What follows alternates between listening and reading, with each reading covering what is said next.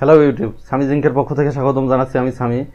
মাঝে মাঝেই আমি একটা কমন প্রশ্নের সম্মুখীন হই, সেটা হচ্ছে যে ভাইয়া কোন ধরনের শ্যাম্পু ইউজ করবো আমি। ধুলাবালি বা ময়লার কারণে আমাদের শরীরের অন্যান্য অঙ্গের মতো আমাদের চুলও কিন্তু অপরিষ্কার হয়। এখন চুল নিয়মিতভাবে পরিষ্কার রাখা উচিত, কারণ চুল যদি আপনার অপরিষ্কার থাকে তাহলে আপনার স্কাল্প অপরিষ্কার থাকছে, আর স্কাল্প যদি অপরিষ্কার থাকে তাহলে ধীরে ধীরে সেখানে ইনফেকশন হতে পারে।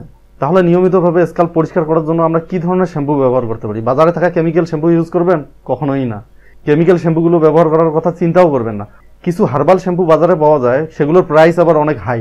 হার্বাল শ্যাম্পুগুলোতেও যে ক্ষতিকর কেমিক্যাল নেই এটার আসলে গ্যারান্টি কেউ দিতে পারবে না। সো আজকে আমি আপনাদেরকে দেখাবো আপনি নিজেই কিভাবে শ্যাম্পু তৈরি করতে পারেন। ন্যাচারাল শ্যাম্পু তৈরি করার জন্য আপনার যেটা প্রয়োজন হবে সেটা হচ্ছে রিঠা। এটাকে সোপনাটও বলা হয়, আপনি ইন্টারনেটে সার্চ দিলেই এটা দেখতে পাবেন। এই যে এগুলো হচ্ছে রিঠা, এগুলো হচ্ছে রিঠা। আপনি বাজারে গিয়ে যে কোনো দোকানে যদি জিজ্ঞেস করেন যে রিঠা পাওয়া যায় কিনা, তারা আপনাকে রিঠা দিয়ে দেবে। এগুলোর দামও খুব বেশি না। তো দ্বিতীয় যেই জিনিসটার প্রয়োজন হবে সেটা হচ্ছে এই যে হামাল দিস্তা। আরেকটা যেই জিনিসটা প্রয়োজন হবে সেটা হচ্ছে একটা চাকু। তো এই চাকুর মাধ্যমে আমরা এই রিঠা থেকে এর বীজকে আলাদা করব। এর ভেতরে কিন্তু অনেক শক্ত বীজ আছে, এই বীজটাকে আমরা রিঠা থেকে আলাদা করব। তো এজন্য আমরা কি করব, এইভাবে চাকু দিয়ে, দেখুন চাকু দিয়ে এইভাবে বীজটাকে আলাদা করব আমরা। এগুলো কিন্তু অনেক শক্ত। এই যে দেখতে পাচ্ছেন, এইটা হচ্ছে রিঠার বীজ। তো এই বীজটা আমাদের কোনো কাজে লাগবে না, বীজটা ফেলে দিতে হবে, বীজটার কোনো প্রয়োজন নেই।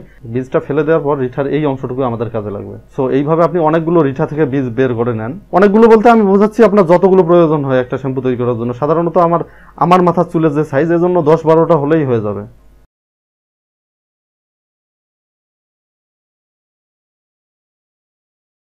রিঠা থেকে রিঠার বীজ বের করে নিয়েছি।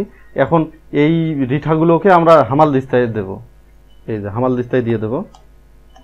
তো হামাল দিস্তায় বীজ ছাড়া এই রিঠাগুলোকে দেওয়ার পর আমরা এগুলোকে পেস্ট তৈরি করব। প্রথমে পেস্ট তৈরি করার জন্য এই যে এইভাবে প্রেসার দিতে হবে।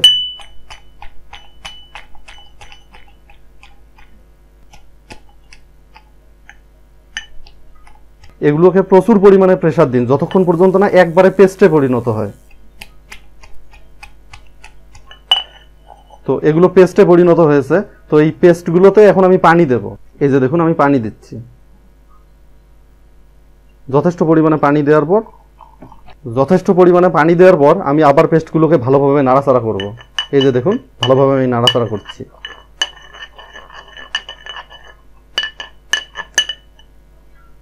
দেখুন, এই যে নাড়াচাড়া করার সময় কিন্তু অলরেডি ফেনা তৈরি হওয়া শুরু হয়ে গেছে। এইভাবে নাড়াচাড়া করার পর আমরা এটাকে 10 মিনিটের জন্য রেখে দেবো। খুব বেশি সময় রাখার প্রয়োজন নেই, 10 মিনিটের জন্য রাখলেই এনাফ।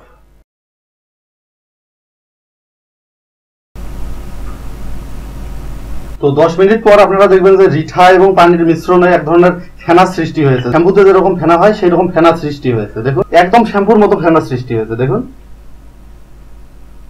যে আমি হাত দিয়ে দেখাচ্ছি, এই যে একদম ফেনা সৃষ্টি হয়ে গেছে। ফেনা সাবানে যেরকম ফেনা হয়, শ্যাম্পুতে যেরকম ফেনা হয়, সেরকম ফেনা সৃষ্টি হয়েছে। ছাঁকুনির মাধ্যমে আমরা শুধুমাত্র ফেনাগুলোকেই নিয়ে নেব এবং এই উচ্ছিষ্টগুলোকে ফেলে দেব। তো দেখুন কিভাবে ছাঁকুনি দিচ্ছি আমি। এইভাবে আমি ছাঁকুনি দিয়ে এখানে ফেনাগুলো নিয়ে নেব। দেখুন,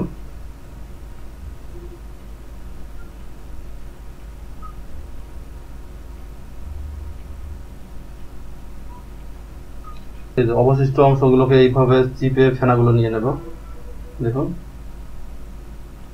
একটা বিষয়ে সতর্ক থাকবেন, কখনোই যেন এগুলো চোখে না পড়ে। দুর্ঘটনাক্রমে কারো যদি চোখে পড়েই যায় তাহলে প্রচুর পরিমাণে পানি দিয়ে পরিষ্কার করুন। সো তৈরি হয়ে গেল আমাদের ন্যাচারাল শ্যাম্পু। এখন এটাকে আমি সরাসরি মাথায় দিয়ে, এই যে দেখুন আমি মাথায় দিচ্ছি।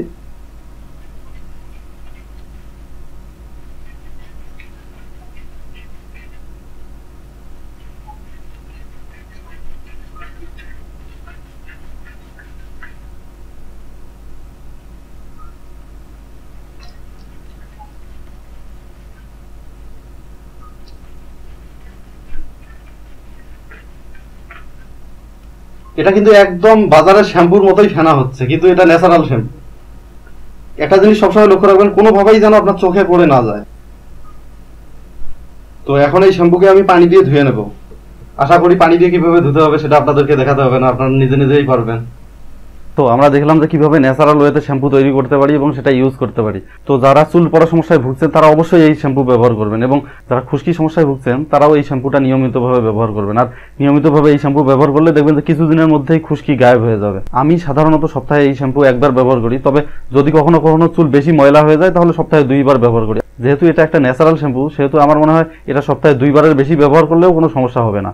যারা পেঁয়াজ, আমলকি কিংবা মেথি ব্যবহার করার পর সেই দুর্গন্ধ আর সহ্য করতে পারেন না, তাদের জন্য আমি রিকমেন্ড করবো আপনারা পেঁয়াজ, মেথি কিংবা আমলকি দেওয়ার পর যখন পানি দিয়ে ধোবেন তখন এই শ্যাম্পু দিয়েও ধুয়ে নিতে পারেন। এই শ্যাম্পু দিয়ে ধুয়ে নিলে দেখবেন যে গন্ধ অনেক কমে গেছে। তো এইভাবে যদি আপনি সহজ ওয়েতে নিজের শ্যাম্পু নিজেই তৈরি করতে পারেন তাহলে বাজারের এই ক্ষতিকর শ্যাম্পুগুলো কেনার কি প্রয়োজন? তো বাজারের ক্ষতিকর শ্যাম্পুগুলো ব্যবহার না করে আপনারা নিয়মিতভাবে এই কেমিক্যাল ফ্রি এবং ন্যাচারাল শ্যাম্পুটা ইউজ করুন।